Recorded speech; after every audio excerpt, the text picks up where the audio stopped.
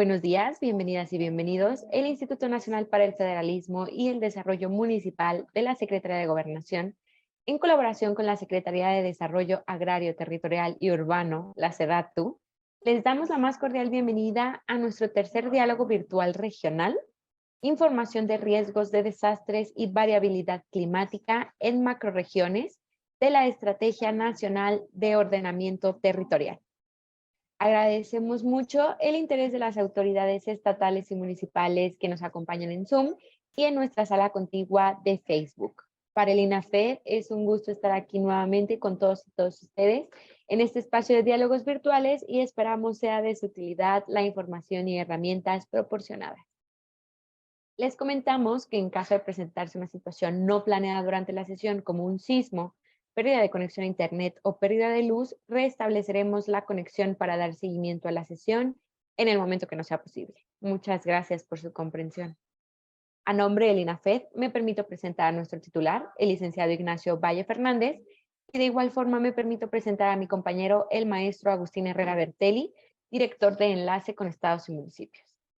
Por parte de la Secretaría de Desarrollo Agrario, Territorial y Urbano, saludamos con gusto y le damos la más cordial bienvenida a nuestras ponentes del día de hoy, la arquitecta Daniela Reséndiz García, directora de Gestión de Riesgos en la SEDATU, y la maestra Carmina Daniela de Luna González, consultora en temas de gestión integral de riesgos de desastres en la SEDATU. A continuación, siguiendo con el orden del día, daremos paso a nuestros mensajes y en este sentido me permito cederle el uso de la voz a nuestro titular, el licenciado Ignacio Valle Fernández. Adelante. Muchas gracias, Leslie.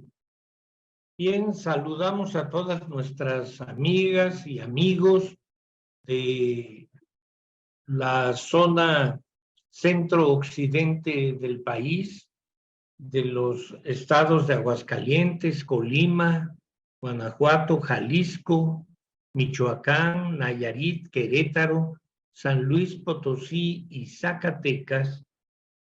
Son 9 estados a los que está dirigida la información del día de hoy y particularmente, como corresponde a nuestra tarea, a las autoridades municipales de estos 9 estados. Para la Secretaría de Gobernación, a través del Instituto para el Desarrollo Municipal, es muy importante porque pertenecemos a la Secretaría de Gobernación en la realización de este tercer diálogo. Es tercer diálogo de 6 que tenemos convenidos con la Secretaría de Desarrollo Agrario, Territorial y Urbano, SEDATU. Por lo tanto, mandamos un saludo afectuoso al titular de SEDATU, el arquitecto Román Meyer Falcón, que ha tenido un especial interés por aprovechar este medio de comunicación que facilita nuestro instituto, el INAFED.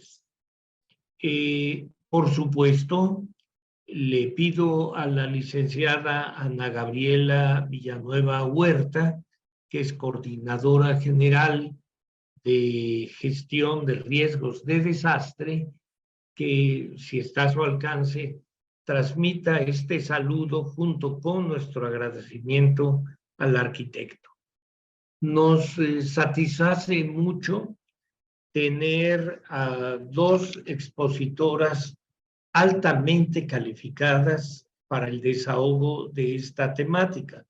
La arquitecta Daniela Reséndiz, que es directora de gestión de riesgos en la Secretaría, y la maestra Carmina Daniela de Luna, que es consultora en temas de gestión integral de riesgos de desastre en SEDATU. Como se nota por la especialización y el cargo que ocupan nuestras 2 distinguidas expositoras, el tema de este tercer diálogo virtual está orientado a proporcionar información de riesgo de desastres y variabilidad climática en macrorregiones del país, dentro de una estrategia nacional de ordenamiento territorial que tiene SEDATU. El tema, cuando se dice variabilidad climática en macrorregiones y al mismo tiempo se trata el tema de desastres, pareciera que un desastre está exclusivamente localizado en una pequeña comunidad, pero no es así. En algunas ocasiones los desastres llegan a tener tal magnitud que implica la participación de hecho de varios países. Podríamos mencionar, ocasionado por errores humanos, el viejo problema de Chernobyl, la central nuclear de Ucrania, que alertó prácticamente a toda Europa por el daño que pudieran recibir los cultivos y con ello la alimentación humana. O Fukushima en Japón. Pero para no irnos tan lejos, en estos días hemos tenido noticia del efecto vastísimo que ha ocasionado, el alcance que ha tenido un tema de incendios en Canadá. El humo que produjeron estos incendios en grandes extensiones no dañó exclusivamente localidades, lo que pudiéramos decir condados o municipios de Canadá. No, el humo ha llegado desde allá hasta las Carolinas en Estados Unidos, Carolina del Norte y Carolina del Sur. Por esa razón, es importante estar alertas, porque gran parte de las desgracias, de los desastres naturales, son previsibles. No todos. Hay muchos desastres que son francamente inesperados. Pero si son previsibles, eso implica que algo tenemos que hacer hoy. Por eso se necesita una política de mediano y de largo plazo, que implica acciones muy concretas y otras más generales. Yo veía en la estrategia que tiene ese dato, incluye la reducción de las desigualdades sociales. Pues claro, no debe sorprendernos que cuando hay una inundación, el desbordamiento de un río, el desgajamiento de un monte, qué casualidad que generalmente las personas más afectadas son las más pobres, las que tienen menos recursos económicos. ¿Por qué será? Pues porque por la falta de recursos económicos y por supuesto por falta de planificación territorial, se realizan asentamientos humanos en zonas que son de riesgo natural, las menos favorecidas por el ambiente. Por esto, lo que nos van a decir nuestras dos compañeras es realmente importante. Yo planteo como una recomendación a todas las personas que han decidido dedicar algo de su tiempo a escuchar lo que aquí se nos va a decir, que cuando termine la exposición de ellas, no se queden con las ganas, sino que planteen todas las preguntas, todos los cuestionamientos que consideren pertinentes para que al final tengamos la seguridad de que la información dejó el menor número de lagunas o ninguna de información. Por su atención, muchas gracias. Agradecemos mucho las palabras de bienvenida por parte de nuestro titular, el licenciado Ignacio Valle Fernández, Y a continuación nos permitimos cederle el uso de la voz a la arquitecta Daniela Reséndiz García para que nos brinde un comentario. Adelante, arquitecta, por favor. Hola, muy buenos días a todas y a todos. Primero que nada, muchísimas gracias por el espacio de intercambio, por poder un poco contarles sobre lo que hemos estado realizando en materia de gestión integral de riesgos aquí en la SEDATU.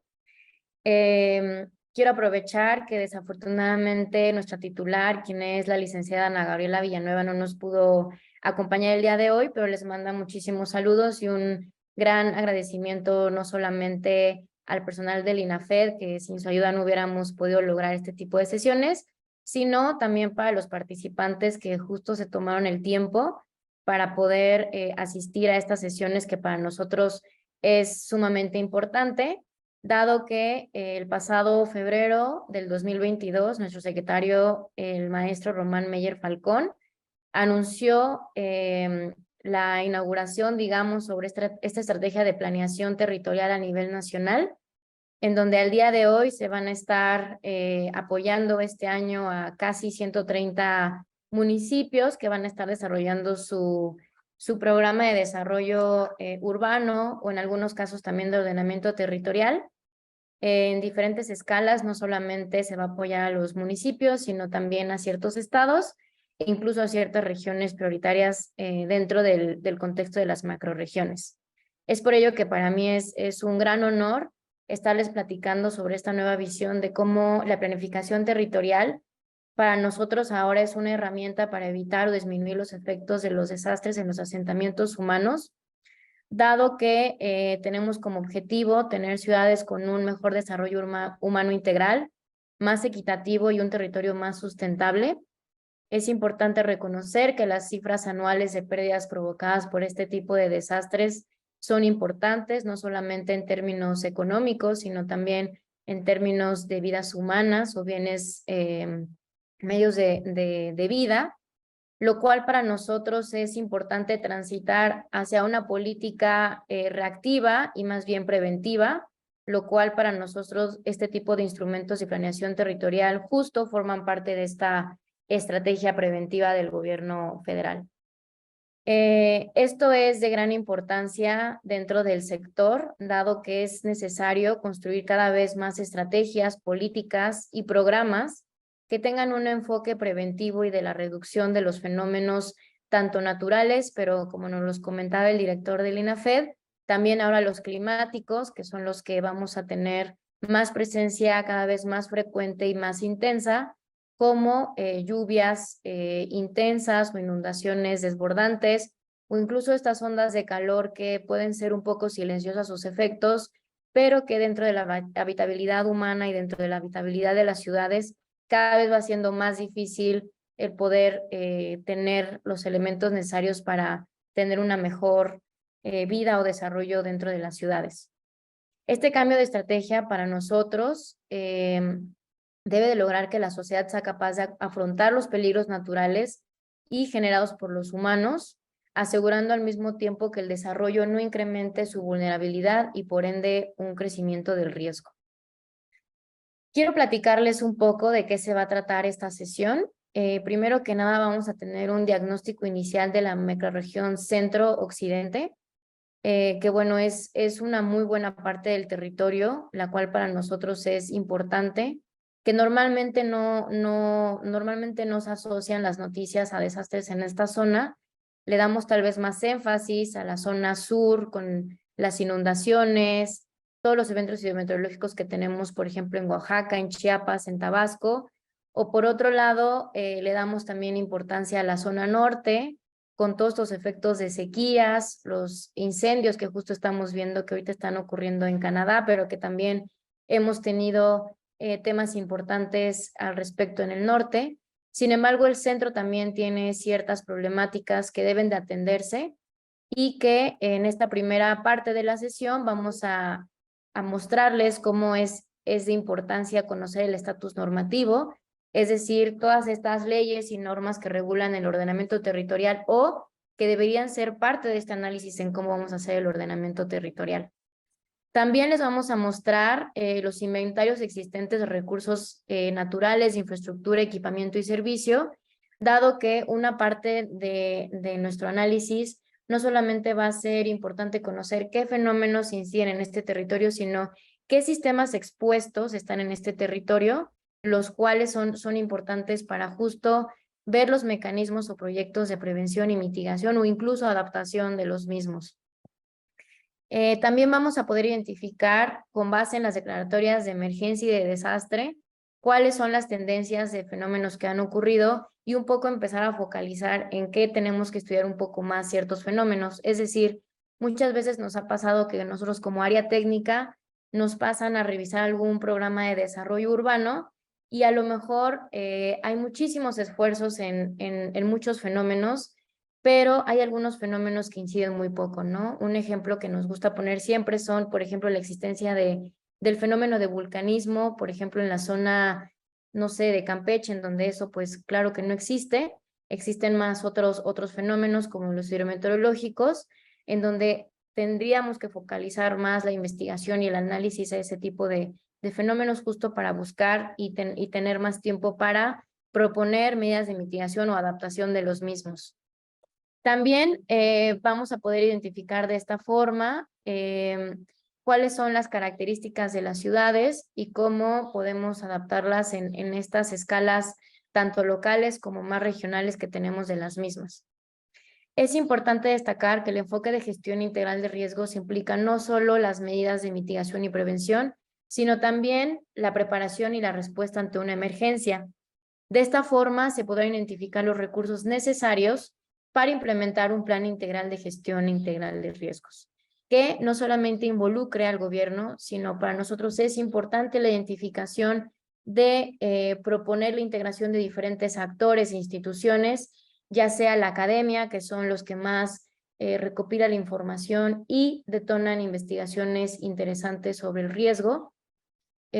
También la sociedad civil, dado que hay muchas organizaciones que son una buena red para el intercambio con las personas y fundamentalmente las personas expuestas a los riesgos, dado que muchas veces a falta de datos, las personas que viven los riesgos, que viven estos fenómenos durante años y generaciones, son las que mejor tienen conocimiento de los mismos y como gobierno nos pueden aportar muchísimas cosas.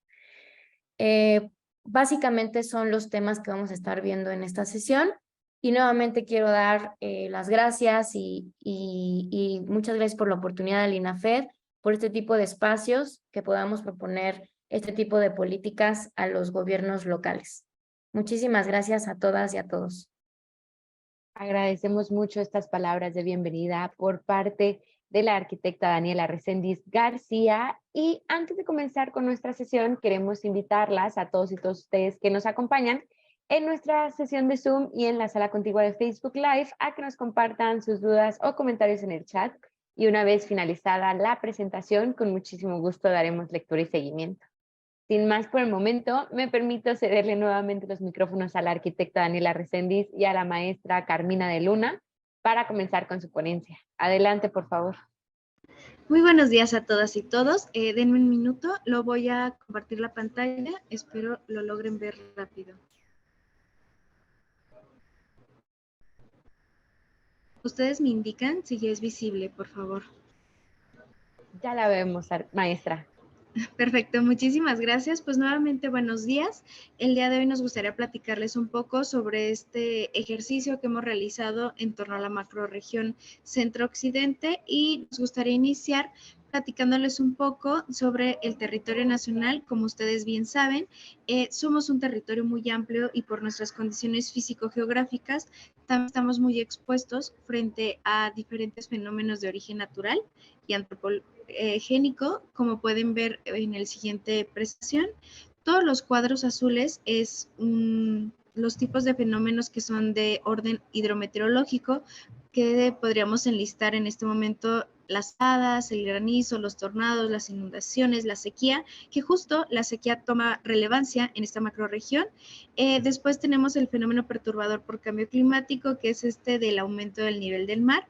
Posteriormente, del orden geológico, tenemos sismos, erupciones volcánicas, deslizamientos, hundimientos, aunque cabe aclarar que este cuadro no restringe la variedad que tenemos de fenómenos. Solamente es un ejemplo para ilustrar la variedad de fenómenos que ocurren en nuestro territorio nacional. Posteriormente, en color verde, tenemos el tema de los sanitario-ecológicos y pues un tema frecuente o que ahorita lo tenemos un poco sobre la mesa, el tema de las epidemias y pandemias. Y en color marrón sería fuga tóxica, que puede provenir desde una planta de producción agrícola hasta algo más elaborado como de producción de hidrocarburos. Entonces, este es el panorama general que tenemos como país, donde estos fenómenos, como ustedes bien mapeado en su experiencia, pues no ocurren de manera aislada. Tenemos ejercicios en los que puede empezar un tornado y posteriormente una lluvia intensa, o durante la pandemia tuvimos algún tipo de sismo o fenómeno de deslizamiento. Entonces, es empezar a configurar nuestros instrumentos de planificación, nuestros instrumentos de ordenamiento para un territorio que es expuesto, pero que más multiamenaza. Posteriormente, tenemos un calendario aproximado de cómo se presentan dichos fenómenos en el territorio que pueden enlistarse de acuerdo a las estaciones, sobre todo los hidrometeorológicos, que pueden ser desde enero a marzo, con las tormentas de granizo o de nieve, sobre todo en el norte, las tormentas de polvo que son de enero a abril, las ondas cálidas que ahorita lo estamos viviendo, que aproximadamente se enlistan en marzo, agosto, y justo ahorita, ¿no? Que esta semana tenemos una declaratoria por parte del sistema meteorológico donde nos hablan de una onda cálida que tenemos en el territorio y así. Podría seguir enlistando los diferentes fenómenos, pero justo este calendario nos muestra que si bien se pueden situar algunos de ellos, tenemos estas variables de que pueden ocurrir en cualquier momento, que pueden ser los químico-tecnológicos, los volcanes, los sismos, incluso los incendios forestales, que también, de acuerdo al monitoreo que hace Conagua, tenemos presencia alta de sequía en nuestro territorio. Entonces, bueno, este es nuestro panorama general y posteriormente me gustaría platicarles un poco sobre el ordenamiento territorial, porque lo vemos como una herramienta clave para prevenir los desastres. Desde el 85, si bien hemos avanzado en la prevención, sobre todo en la rama de la protección civil, en la que nos queda aún mucho por hacer, pero desde el ordenamiento territorial podemos empezar a enunciar un esquema reactivo, dejar el esquema reactivo y empezar a adoptar uno preventivo. Cómo este ordenamiento territorial nos puede ayudar a prevenir y mitigar los desastres. ¿Cómo esto puede ser? A través de la planificación adecuada, empezar a regular los diferentes usos de suelo, la participación ciudadana, que en este escenario de climas variables, sobre todo de variabilidad climática, pues la participación ciudadana toma relevancia. Al momento de hacer modelos o de planificar la experiencia previa de la población o quién es quien vive el territorio y nos puede contar estos cambios o los puede ir identificando, nos puede aportar datos y información valiosa. Posteriormente tenemos el monitoreo continuo del fenómeno y una cooperación interinstitucional, que este andamiaje que ya tenemos nacionalmente empiece a articularse con el fin de reducir los riesgos, garantizar la gestión adecuada del territorio. Dentro de este panorama identificamos 3 pilares muy importantes. El primero de ellos es hacer accesibles los saberes. ¿A qué nos referimos con esto? Si bien, como lo van a ver más adelante, mucho del territorio que vamos a trabajar el día de hoy ya cuenta con atlas tanto estatales como municipales de riesgo, en ocasiones es necesario hacer accesible a toda la población estos saberes, este conocimiento técnico y científico, porque es lo que nos va a permitir que de manera coordinada con diferentes actores sociales podamos emprender las acciones que nos van a llevar a la reducción del riesgo. El otro pilar es el de modelar el riesgo de la manera más dinámica y actualizada posible. Esto es a través del conocimiento científico pues de primera gama, el que tengamos disponible actualmente. Y el tercero, ya que tenemos todo esto, empecemos a sistematizar el conocimiento de las diferentes instancias. Pongamos como ejemplo, ocurre algún tipo de emergencia o de desastre, fenómeno, y quienes por atribuciones empiezan a desplazar o a el territorio, pues serían los esquemas de protección civil. Entonces, esta información, estos sedanes, esta información que se recopila, empezar a sistematizarla, base a las diferentes áreas del esquema de gobierno para que las próximas tomas de decisiones de planeación, de ordenamiento, pues vayan encauzados, que conozcamos qué zonas son inundables o qué zonas tenemos un registro de algún deslizamiento, para que esto se empiece a articular con las prácticas ciudadanas y tengamos una práctica profesional y adecuada del territorio. Posteriormente viene el cuadro sobre la gestión integral de riesgos que lo abordaría la arquitecta Daniela. Muchas gracias.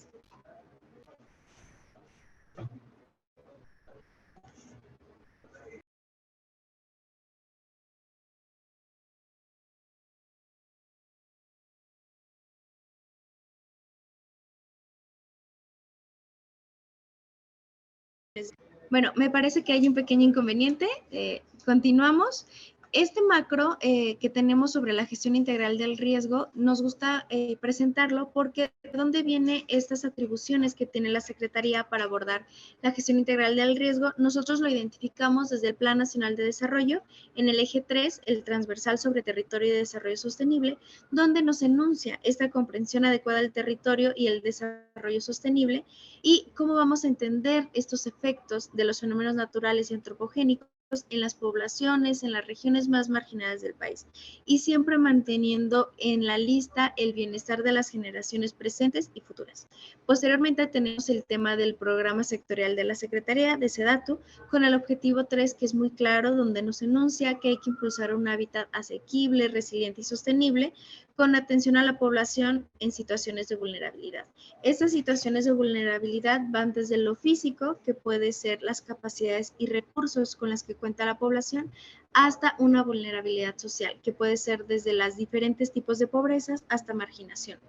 Y del lado izquierdo vamos a encontrar a qué nos referimos con este enfoque sostenible, participativo y de género, donde si bien empieza a verse un poco en el tema de ciclo, empezamos con una evaluación de identificando los peligros, la vulnerabilidad. De manera transversal empezamos a trabajar estrategias de prevención y mitigación, y aquí viene lo que les enunciaba primero en estos pilares, que es la preparación, atención a emergencias y el auxilio, que es este andamiaje interinstitucional, cómo se empieza a integrar, cómo se empieza a trabajar en conjunto para dar respuesta a una recuperación, una reconstrucción, pero ahí no termina. O sea, empezamos a ver estos procesos de recuperación y reconstrucción y empezamos a incorporar la experiencia para que el próximo evento, tanto de emergencia o de desastre, podamos actuar con conocimiento base, ya no empezar de cero estos procesos. ¿Cómo podemos evitar los desastres? Nosotros también como institución tenemos en la Ley General de Asentamientos Humanos, de Asentamientos Humanos, Ordenamiento Territorial y Desarrollo Urbano, identificada la gestión integral del riesgo, así como lo tiene la Ley General de Protección Civil. Nosotros también enlistamos el ciclo, a diferencia de la de Protección Civil, que son 6 fases, nosotros tenemos 8, que es la identificación de los riesgos y las vulnerabilidades, la previsión, la prevención, la mitigación, la preparación, el auxilio, la recuperación y la reconstrucción. Y ponemos, por ejemplo, esta ilustración que es realizada por el SENAPRED para el documento de asentamientos vulnerables e inundaciones, para la guía básica para la autoproducción o autoconstrucción de vivienda segura.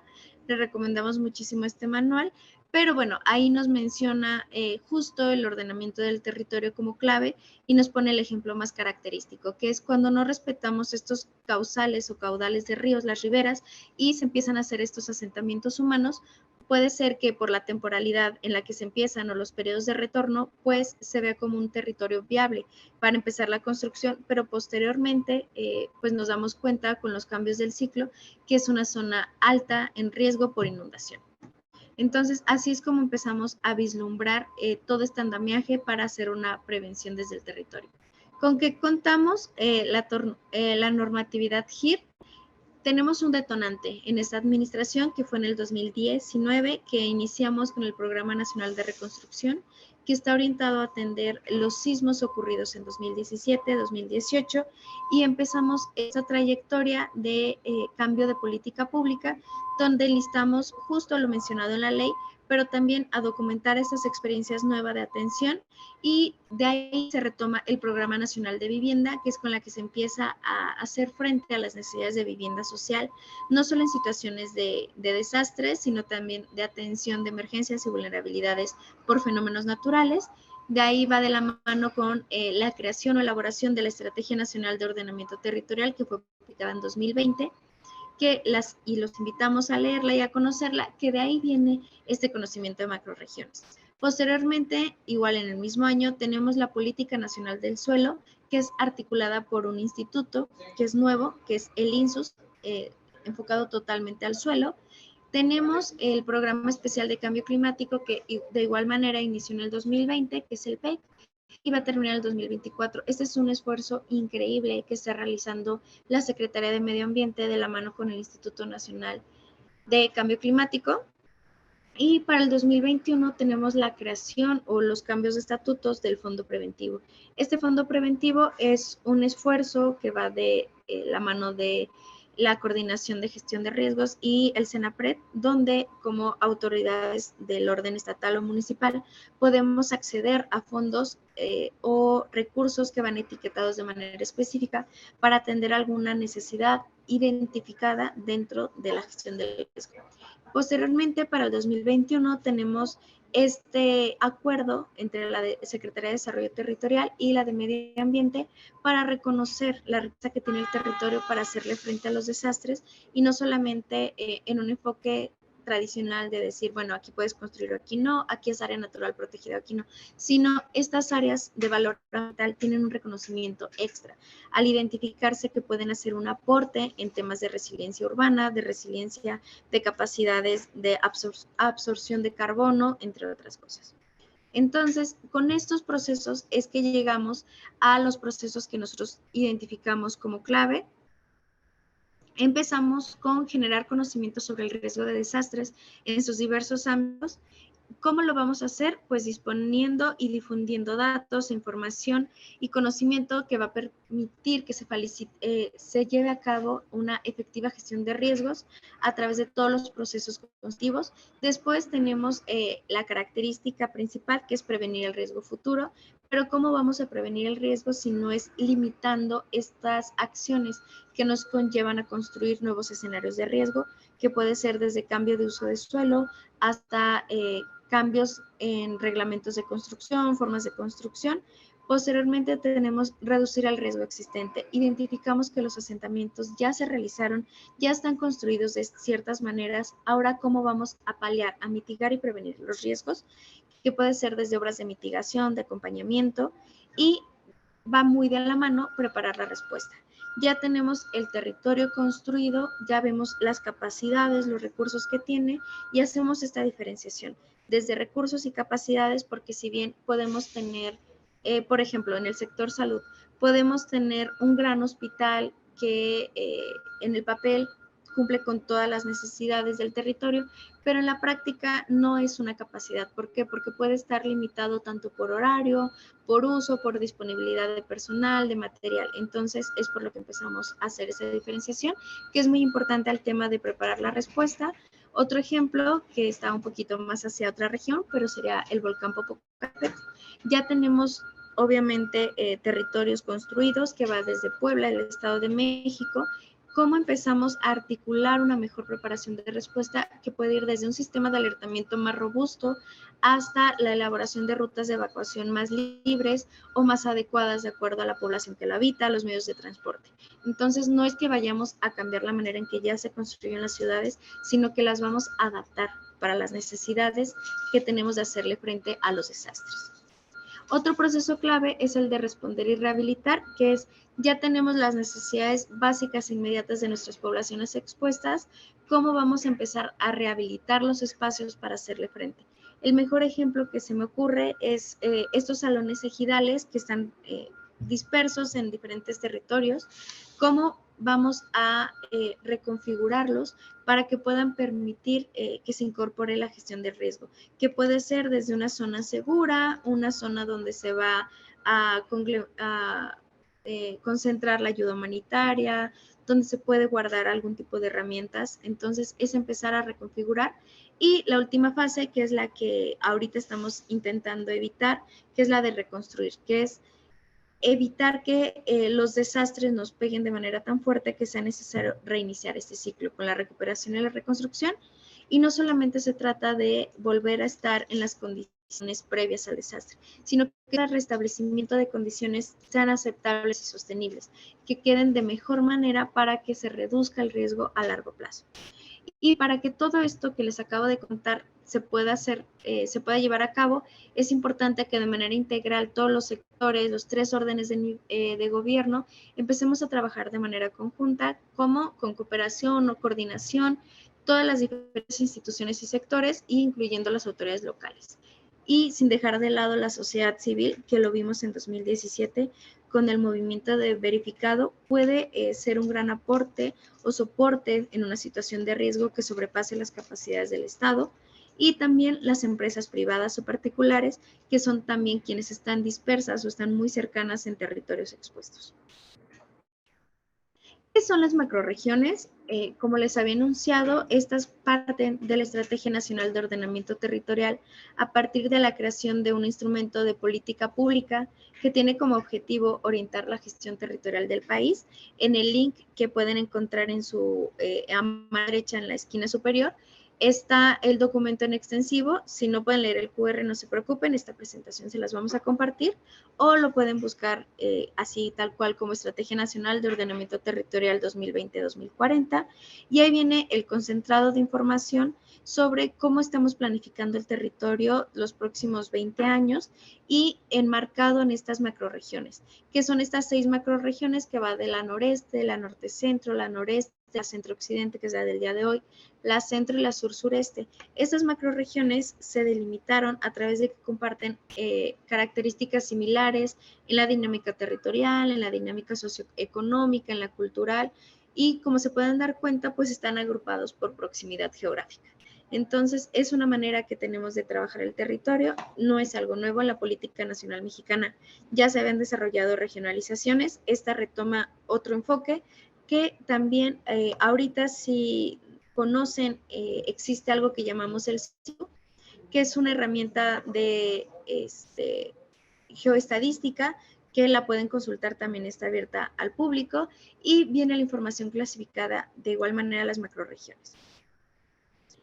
Esta estrategia de ordenamiento territorial se busca que para el 2040, que es cuando termina, se hayan fortalecido las capacidades de recuperación y adaptación de los riesgos de desastre, sobre todo los de origen hidrometeorológico y geológico, que son cuando iniciamos los que son pieza clave o que son más frecuentes por el tipo de exposición que tenemos en el territorio.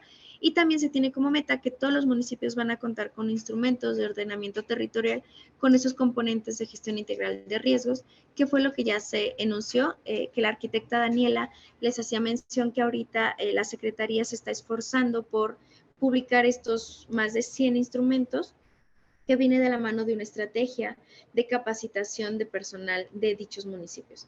También otra meta es que se va a reconocer la vulnerabilidad social de las mujeres, niñas, niños, personas adultas mayores y con discapacidad, que, como bien lo saben, frente a diferentes fenómenos o exposición a ciertos detonantes de desastres, se identifica una vulnerabilidad social mayor de estos grupos poblacionales. Y por último, otra de las metas es que la política de ordenamiento territorial ya va a incorporar medidas relativas al cambio climático y a la variabilidad climática. Entonces, estas son 4 de las principales metas que tenemos identificadas que caen en la caja de la gestión integral de riesgos de desastre y cambio climático. Ahora sí, entrando en materia, esta es la macrorregión centro-occidente que tenemos identificada. Por volúmenes de población, tenemos que más de 27 millones de personas la habitan, están expuestos a los fenómenos que en cada uno de estos estados o entes administrativos se identifican. Y al empezar el análisis sobre los atlas estatales de riesgo, Esta información fue consultada en febrero, desconocemos si se ha actualizado, pero en Aguascalientes identificamos que su atlas, la versión más actualizada es de 2017, seguido de Colima en el 2015, Guanajuato, no logramos identificar la fecha en el documento, dado que encontramos dos, pero ninguno de los dos vimos una fecha. Si alguien de Guanajuato nos pudiera en la sección de preguntas y respuestas dar el comentario, se los agradecemos. Posteriormente tenemos Jalisco, que fue publicado en 2015, Michoacán 2018, Nayarit 2019, Querétaro en el 21, San Luis Potosí 2015, al igual que Zacatecas. Y si nos vamos a escala municipal, encontramos que tiene una cobertura aproximada del 28%. Esto derivado, les estoy mostrando otra página, esta es del CENAPRED, es del Atlas Nacional de Riesgos, y en específico aquí tiene un apartado que habla de las coberturas de atlas municipales y podemos ir consultando en esta plataforma tanto el mapa nacional, donde podemos ir seleccionando cada uno de los municipios y nos arroja información clave, incluso podemos dirigirnos al documento, como también nos muestra este listado estatal, donde nos enuncia cuántos municipios se tienen y cuántos de estos municipios cuentan con atlas municipales y cuál es el porcentaje. Así fue como obtuvimos el porcentaje que les mostramos en la presentación. Es muy interactiva, es muy fácil de usar y también cuenta con esta información que se va actualizando constantemente y nos dan las temporalidades de carga.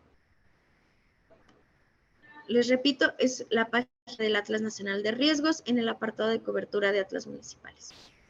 Regresando a la presentación, tenemos esta cobertura del 28%.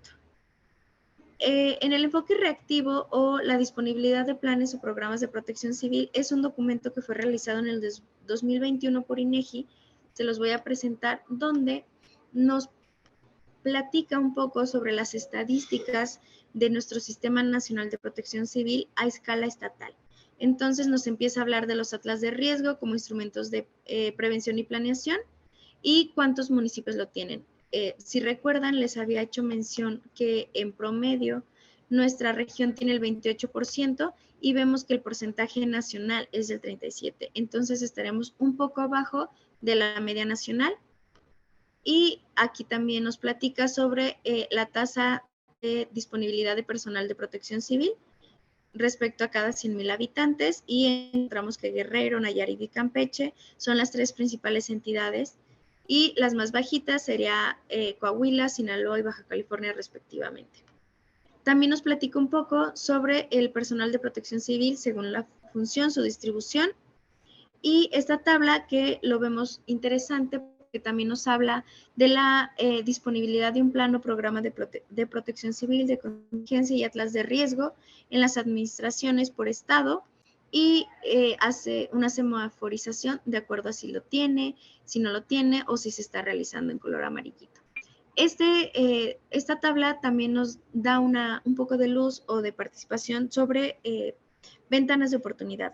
Les mencionaba del fondo preventivo, entonces nosotros como entidad podríamos identificar tanto con estas herramientas como con otras que se tienen ciertas carencias, ciertas necesidades y hacer la elaboración de una propuesta de proyecto para ser financiado. Entonces, esto también nos da un panorama sobre cuáles entidades tienen este documento que puede retomar, o que mejor dicho, la necesidad de que estos documentos sean integrados a los instrumentos de ordenamiento y planificación del territorio, es clave. Este documento también se los vamos a compartir. Y ya sobre la macrorregión tenemos identificadas de las declaratorias de desastre, es principalmente hidrometeorológico y de estas la mayoría son por tipo de heladas, sequías.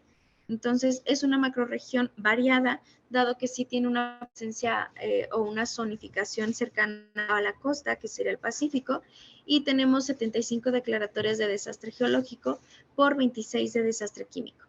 En este recuadro que les pusimos al lado es una actualización que hizo la Comisión Nacional del Agua, la CONAGUA, sobre que en el Pacífico esta temporada de huracanes se prevén de 16 a 22 sistemas hidrometeorológicos, de los cuales de 9 a 11, pueden ser tormentas tropicales, de 4 a 6 huracanes que pueden ser de categoría de la 1 a la 2, y de 3 a 5 huracanes con un nivel de 3 a 5, que son un poco los más peligrosos o que tenemos identificados que tienen una mayor capacidad de destrucción.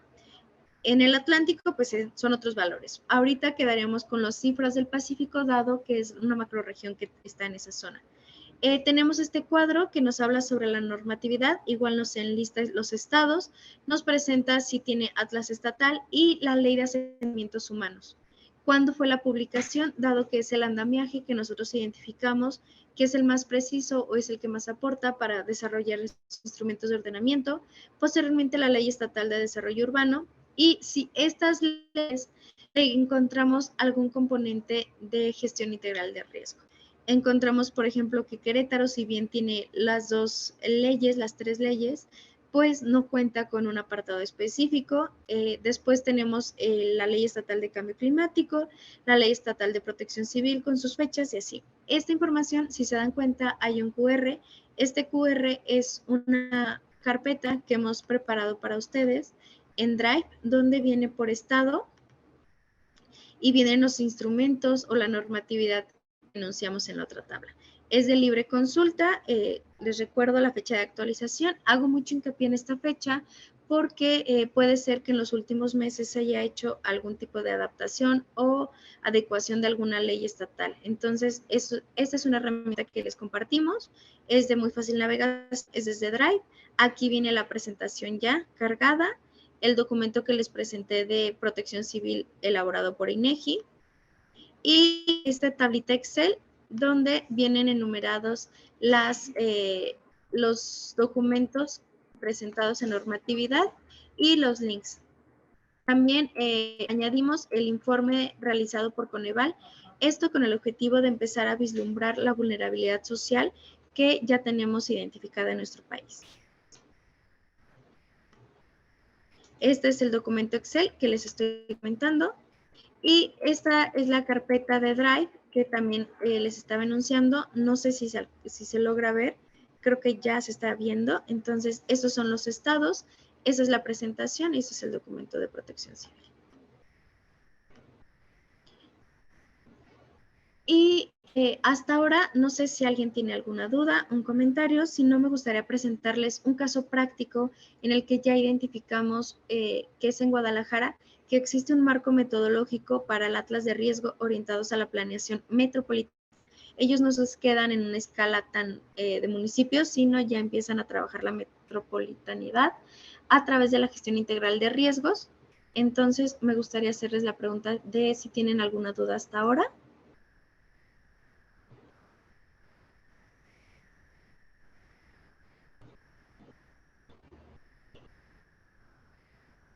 Por el momento no logramos identificar nada, maestra. No sé si quiera continuar con su presentación y al finalizar, con muchísimo gusto, yo le doy lectura.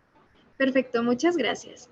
Entonces, bueno, este documento también es de libre consulta. Les vamos a dejar también el link. Es un gran ejercicio que nosotros consideramos valiosísimo en esta nueva perspectiva de abordar los riesgos de desastre desde la planificación y el ordenamiento del territorio. Fue realizado por el INPLAN con la UNAM, el Instituto de Geografía, la Secretaría de Desarrollo Institucional y el SURSA. Entonces, este documento, consta de aproximadamente 162 páginas, fue realizado por los investigadores Nacheli Ruiz Rivera y el doctor Víctor Orlando Magaña Rueda.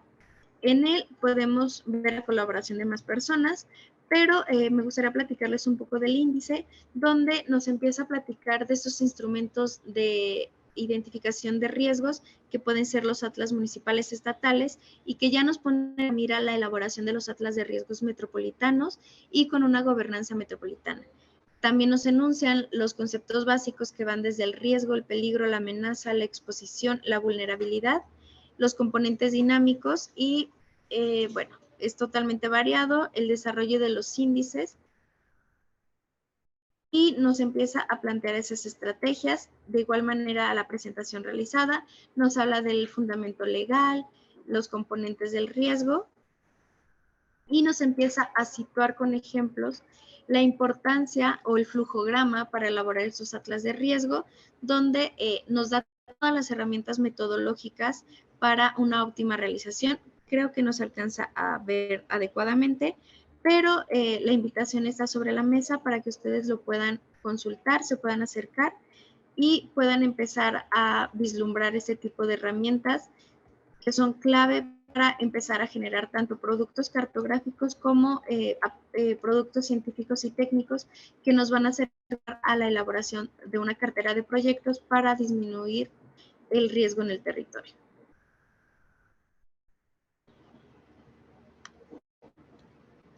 Y ahora sí, las fases que nosotros identificamos para realizar esos instrumentos de ordenamiento territorial, la primera de ellas pues es la clave, la básica que todo el mundo conocemos, que es para atacar algún problema, alguna vulnerabilidad, pues es empezar a hacer un diagnóstico clave, que también puede ser una caracterización básica en el que observamos el espacio como un sistema complejo y dinámico y ampliamos la visión al momento de observar el territorio. ¿Cómo? Con esta gran riqueza de información. Tenemos la ventaja de que nuestro país cuenta con sistemas fuertes de información geográfica, entonces esto nos permite empezar a hacer el cruce de información y a identificar las características físicas del área de estudio y cómo se determinan las condiciones de vida existentes. Una pregunta clave es empezar a buscar las fuentes de información. Nosotros recomendamos el INEGI, el CENAPRED, los atlas de riesgo estatales y municipales, y de igual manera en la tabla que les compartimos vienen estas pestañitas en la parte de abajo donde recomendamos estas capas de peligros y riesgos que si bien ya están contempladas por el CENAPRED, algunas de ellas son de CONAGUA, de CONAVIO, del sistema CONAFOR, que puede ser el grado de peligro por inundación, los monitores de sequías, que está actualizado constantemente, si mal no recuerdo, cada 15 días. También la capa de probabilidad de ocurrencia de huracanes de categoría 4 y 5, que bajo el panorama que les platiqué de Conagua, pues es muy importante que las empecemos a consultar para ver con evidencia histórica dónde son las zonas de impacto o cuáles han sido las afectaciones y sobre ellas empezar a plantear esos escenarios de prevención. También tenemos los mapas de riesgo de plagas forestales, que es una actualización del 2023, que es de la mano con CONAFOR y cuentan con todo un sistema de información geográfica muy robusto.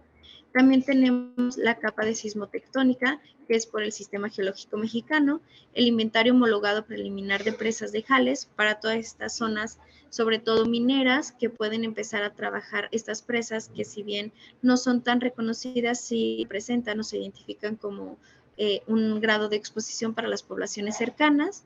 Posteriormente tenemos la capita de información sobre riesgos por incendios forestales, el Concentrado Nacional de Polígonos de Incendios y un documento que no enmarca totalmente en la macrorregión, pero consideramos de interés dado que podemos ir rastreando cómo ha sido la evolución al momento de abordar riesgos de origen volcánico, que es esta biblioteca digital del volcán Popocatépetl, y el sistema de información geográfica del Sistema Geológico Mexicano. Mientras que en las capitas de vulnerabilidad tenemos la relacionada a la evaluación de la vulnerabilidad al cambio climático, sobre todo en la infraestructura o las presas de generación de energía, almacenamiento de agua, y también en el tema de las infraestructuras por estrés hídrico, que sería esta variación. Estas capas principalmente son del INEC, entonces son unas capas totalmente orientadas al cambio climático. También tenemos la vulnerabilidad actual al cambio climático, pero para la producción ganadera, la de los asentamientos humanos, igual por inundaciones, por deslaves, el incremento de distribución potencial del dengue, que justo, perdón que retome el tema de Guadalajara, pero justo desde hace 2 años hemos visto un incremento desde el sector salud de los casos de dengue. Y si lo vemos a escala mundial, pues ya hay estudios que nos empiezan a platicar de cómo esta variabilidad del clima empieza a cambiar la distribución de algunas especies, como es el mosquito. Entonces se han ampliado estos cinturones de hábitat y por tal, pues han expandido enfermedades como el dengue, como el Zika, como el chikungunya. También tenemos la capa de categoría de cambio climático por producción forrajera y este estrés hídrico, de la producción ganadera y por inundación, igual ganadera. Y de igual manera tenemos el sistema de información hidrológica, que este es de Conagua, y lo interesante de este sistema es que se actualiza de manera periódica. Cada 24 horas tenemos información constante y nueva que nos puede ir dando estas categorías de análisis. Y por último, también les recomendamos el Banco Nacional de Datos de Aguas Superficiales, que es del INTA, y ahí podemos empezar a ver cómo va la sequía en el territorio nacional. De igual manera, les compartimos, este es un panorama nacional, pero con las declaratorias de emergencia y de desastre que tenemos hasta el mes de mayo. Entonces, bueno, con toda esta información podemos empezar a realizar una caracterización básica del territorio, ya que caracterizamos, identificamos las amenazas, hacemos los antecedentes históricos, localizamos en el espacio su distribución, cómo ha sido su intensidad o magnitud según sea el fenómeno y el caso, la frecuencia con la que estos fenómenos se presentan, el periodo de retorno si fuera el caso, por ejemplo, de inundaciones, que tenemos estos periodos de retorno de 50, 20, 30 años, y la temporalidad. Como fase 3, pues identificar los sistemas expuestos, que de igual manera el CENAPRED en el Atlas Nacional ya tienen un ejercicio muy amplio donde identifican estos escenarios expuestos a escala nacional y podemos ir trabajándolas o obteniendo información. Este sería el apartado del Atlas, tal cual es el apartado principal de la página del CENAPRED. Y nos vamos hasta la parte de abajo con los indicadores municipales de peligro y exposición. Por un ejemplo, Fresnillo, Zacatecas, y podemos ir viendo qué información se tiene por cada uno de los fenómenos, si se tiene susceptibilidad de laderas, y así como les comentaba la arquitecta, que en muchos de los atlas pues nos enlistan estas grandes tablas de riesgos y en ocasiones nos hablan de ciertas incongruencias, nos damos cuenta que en el atlas ellos ya vienen marcados estos fenómenos que no tienen nada que ver en el territorio. Por ejemplo, tenemos que para Fresnillo, Zacatecas, pues no hay ningún tipo de indicador para tsunami, dadas sus condiciones geográficas de que no hay una cercanía a la costa. Tampoco tenemos por el volcán, entonces es una herramienta que ya es interactiva, es actualizada y podemos ir consultando cada uno de los municipios, ir obteniendo la información y sobre todo en este apartado en el que estamos de sistemas expuestos, pues ya nos hace mención. Es decir, al momento de tocarlos nos dice el total de su población, cuántas viviendas, las escuelas, no nos dice el grado, pero pues ya nos da un panorama educativo, el número de colonias, hospitales, bancos, gasolineras, los supermercados y bibliotecas públicas. Esto para conocer en nuestro territorio qué tenemos y a qué está expuesto. También empezar a ver esta exposición de una manera positiva, es decir, sí, están expuestas 639 escuelas, pero también podemos identificar que tenemos 639 potenciales refugios temporales. Posteriormente, tenemos la fase 4, que es el de vulnerabilidades en el territorio. ¿Y cómo vamos a abordar las vulnerabilidades? Pues integrando los componentes sociales, económicos, políticos, educativos, técnicos y culturales.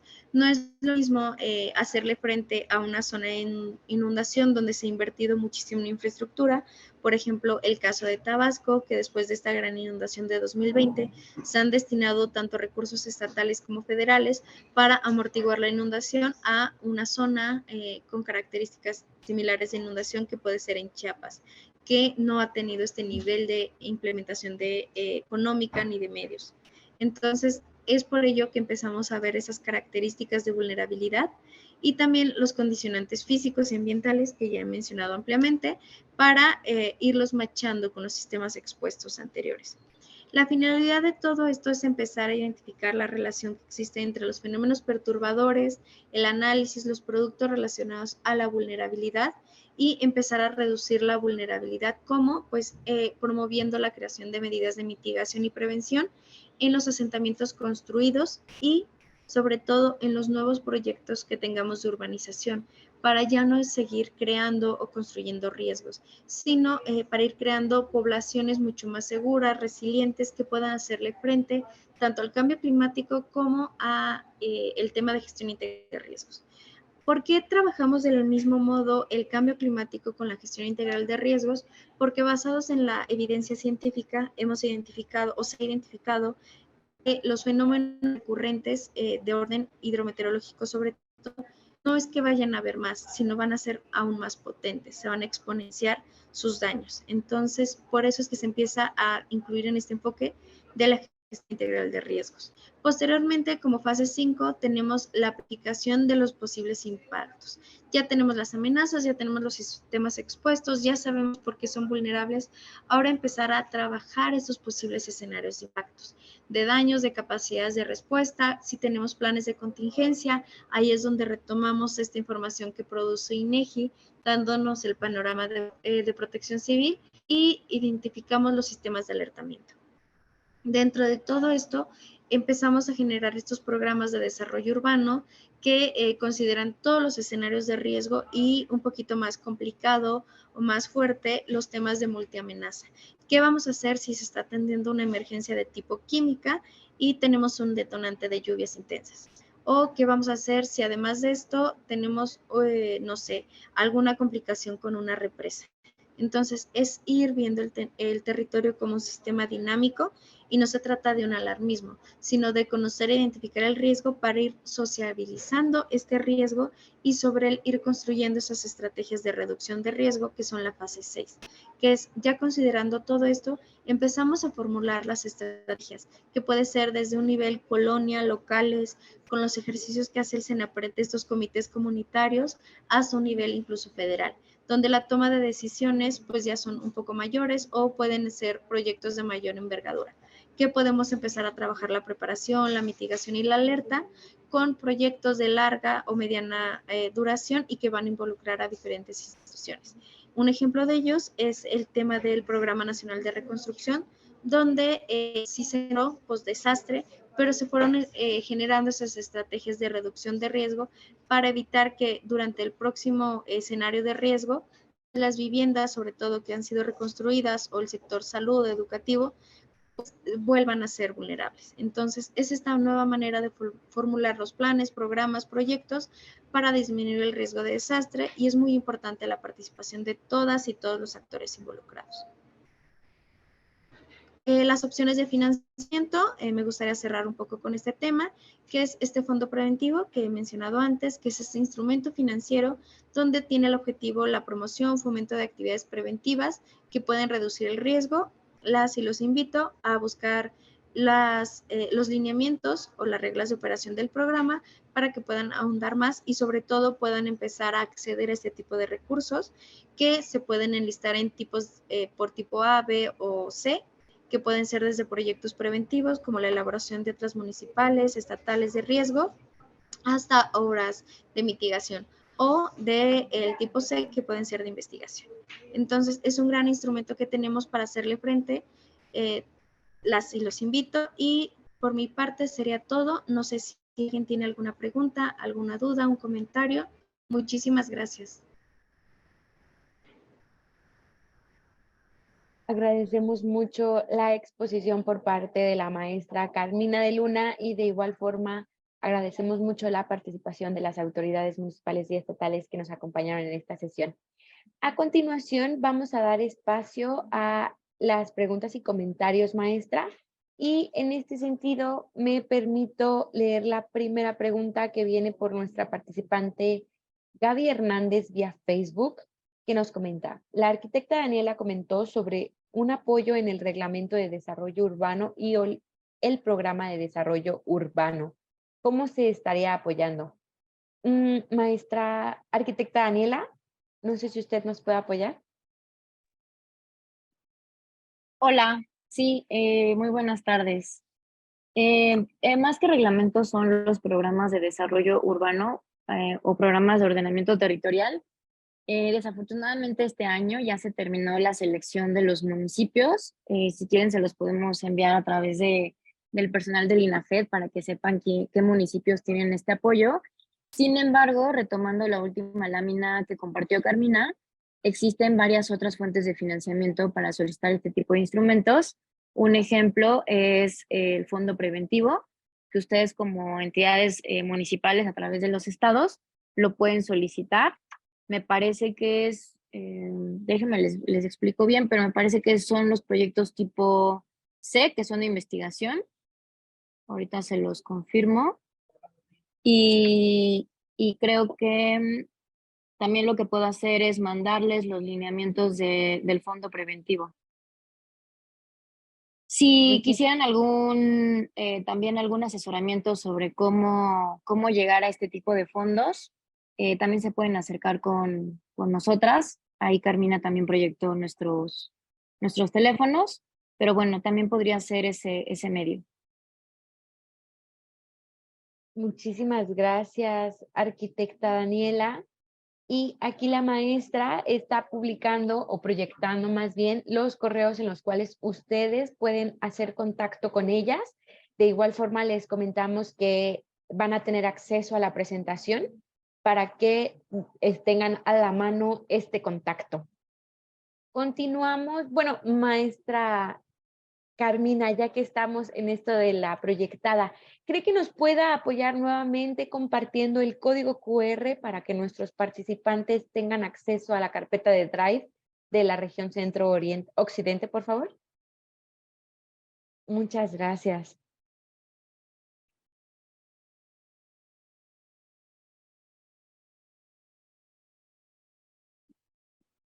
De igual forma, les comento que este código QR lo van a poder encontrar en la exposición que les hacemos llegar mediante el correo electrónico con el cual se registraron en nuestra plataforma, para que no necesariamente ahorita estén como apurados con respecto a si lo pueden abrir o no, lo van a tener permanentemente en la presentación. Muchísimas gracias, maestra Carmina. Continuamos con la pregunta, perdón, el maestro Agustín Herrera acaba de compartir de igual forma el link en el chat de nuestra sesión que les va a dar acceso directo a este código QR. Vamos a continuar con esta parte de preguntas y logramos identificar otra por parte de Sergio Esteban de León López vía Facebook, que nos pregunta, ¿existen estrategias, apoyos para incentivar a los municipios a elaborar o actualizar sus atlas de riesgo? Maestra Daniela, arquitecta, no sé si nos gustan apoyar. Hola, va a ser un poco similar mi respuesta a la anterior. Sí existen incentivos federales, el más importante es el Fondo Preventivo y justo este año nosotros como coordinación que somos parte del comité técnico, hemos ya aprobado aproximadamente 5 actualizaciones de atlas de riesgo a nivel estatal. Sin embargo, también está la posibilidad de que se puedan apoyar atlas a nivel municipal. Entonces, igual asesoramiento que ustedes requieran lo podemos tener en corto. Justo les acabo de compartir en el chat los lineamientos del Fondo Preventivo, para que ustedes puedan checar cuáles son las condiciones y requisitos, y cualquier duda también estamos aquí para apoyarlos. Y a lo mejor me voy a atrever porque estoy viendo un comentario de un compañero de un Implan, que comenta que hace 3 años se solicitó apoyo, supongo que recursos, a la SEDATU para la elaboración de programas, supongo que de ordenamiento territorial y municipal. No nos ha llegado esta solicitud a esta coordinación, pero bueno, igual sí lo pueden mandar por vía a los contactos que Carmina está proyectando. Podemos darle continuidad a la solicitud. Muchísimas gracias, maestra, arquitecta, perdón. Y de igual forma, la maestra Carmina vuelve a proyectar nuevamente estos correos con los cuales ustedes se pueden contactar directamente con ellas para cualquier otra solicitud o inquietud que puedan llegar a presentar.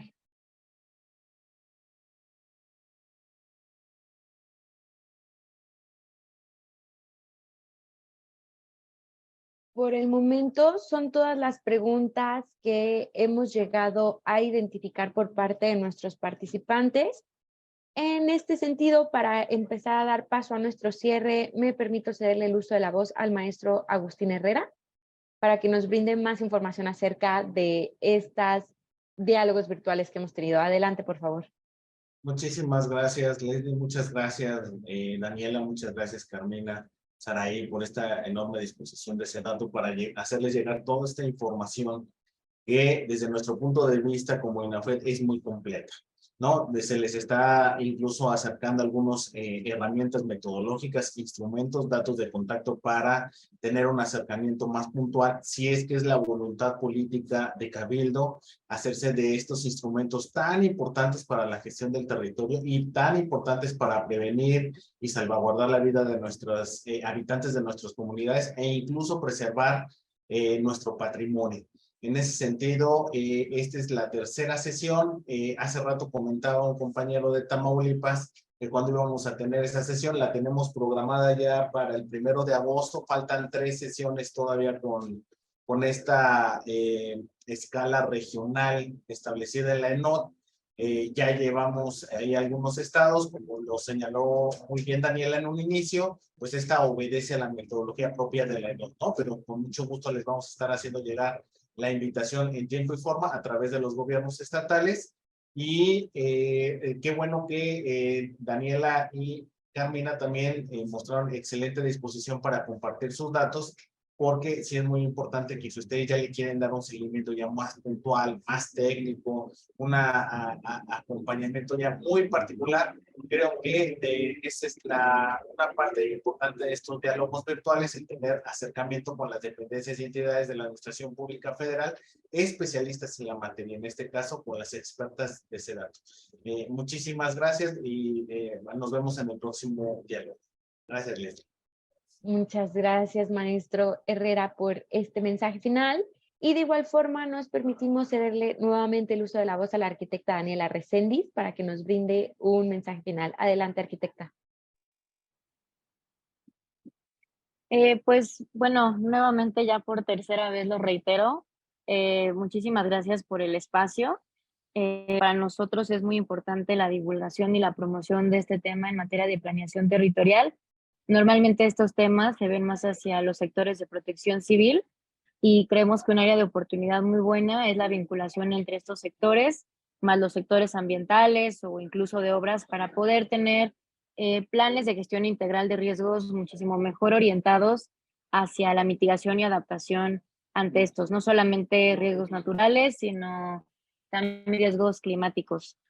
También quisiera comentarles que justo estamos en un proceso de elaboración de norma de gestión de riesgos en el que todo este tipo de trabajos están prácticamente intentando que esté bajo una norma, que los programas de ordenamiento territorial sí sean una herramienta para la toma de decisión de estos factores, no solamente para la decisión primaria de cómo crecer y hacia dónde crecer como ciudad, sino con qué condiciones hay que crecer y qué factores hay que tomar en cuenta para que las ciudades no sigan siendo un motivo en el cual la aceleración de la poca habitabilidad que puede existir en ellas, pues se siga dando, ¿no?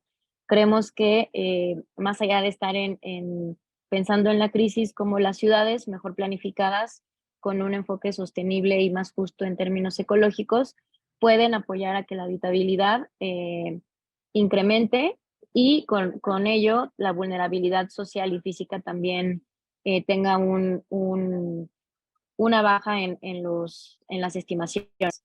Entonces, bueno, espero que sigan participando en los demás espacios que vamos a estar teniendo justo alrededor de la norma. Y pues muchísimas gracias a todas y a todos por acompañarnos y un agradecimiento por tomarse el tiempo para estos temas tan importantes. Gracias. Agradecemos muchísimo este mensaje final por parte de la arquitecta Daniela Reséndiz y de igual forma agradecemos la información que nos brindó la maestra Carmina de Luna, tan relevante para nuestros municipios. De igual forma, agradecemos mucho la participación de las y los servidores públicos que nos acompañaron en esta sesión. A nombre del INAFED y de nuestro titular, el licenciado Ignacio Valle, les deseamos que tengan una excelente tarde. Hasta pronto.